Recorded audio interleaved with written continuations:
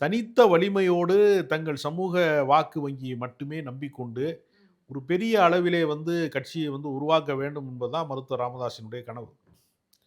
அதை தாண்டி அப்படி ஒண்ணு அது கனவாகத்தான் இருக்க முடியுமே தவிர, அது நடைமுறைக்கு சாத்தியமாகவே முடியாது என்கிற அச்சத்தின் காரணமாக இவர் வேறு நிலைப்பாடை எடுக்கிறார்.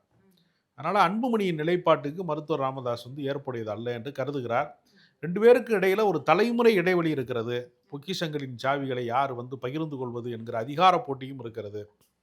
நேரடியாக அன்புமணியை நீக்க முடியாது என்பதற்காகத்தான் பாலுவை நீக்குகிறார். நேரடியாக அன்புமணி நீக்க முடியாது என்பதற்காக தான் பக்கத்தில் இருக்கக்கூடிய பொருளாளர் திலகபாமாவை நீக்குகிறார்.